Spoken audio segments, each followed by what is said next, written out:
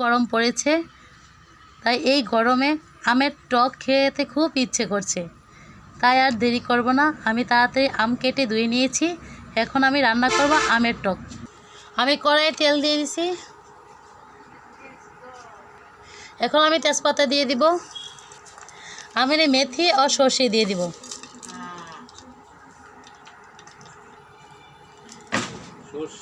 এখন আমি আমগুলো ছেড়ে দিব। এখন আমি অল্প পরিমাণে হলুদ দিয়ে দিব। এখন আমি একটু লবণ দিয়ে দিব। এখন লবণ দিয়ে দিলাম। আমগুলো লবণ হলুদ সাথে ভালো করে মিশিয়ে নিব।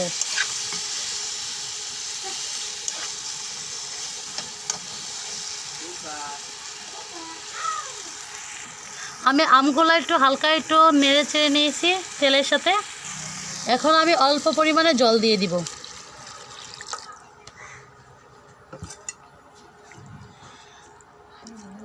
জলের সাথে আমগুলো একটু সিদ্ধ করে নেব। সিদ্ধ করার জন্য আমি ঢাকনা দিয়ে ঢেকে দেব।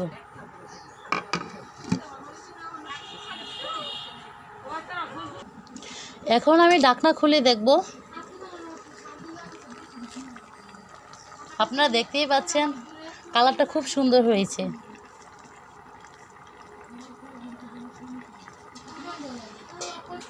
এখন দেখে নেব আমগুলা সিদ্ধ হয়েছে কিনা। এই আম সিদ্ধ হয়ে গেছে, একটু ধরতে ভেঙে যাচ্ছে। দিয়ে দিব 2 চামচ। আমার যে বড় গোল চামচ দিয়ে 2 চামচ দেব।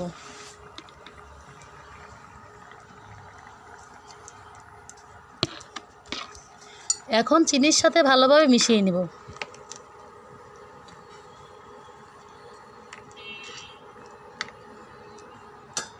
কিছুক্ষণ জাল দিয়ে নেব। আমার টক রান্না প্রায় হয়ে গেছে। এখন আমি একটা মশলা তৈরি করে নিয়েছি।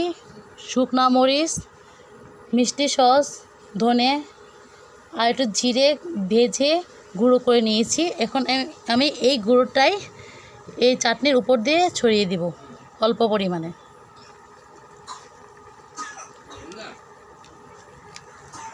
খুব সামান্য অল্প দিব, কারণ আমি এটা টক রান্না করতেছি।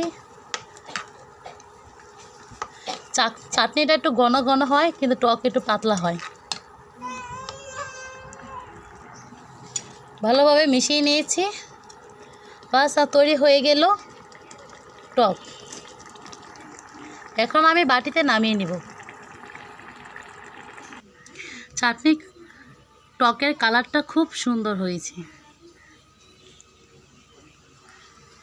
আপনারা বাসায় এভাবে ট্রাই করতে পারেন, কারণ টক গরমের দিনে শরীরটাকে ঠান্ডা রাখে।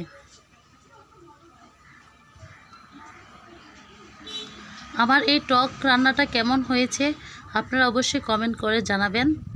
এতক্ষণ আমার ভিডিও দেখার জন্য সবাইকে ধন্যবাদ।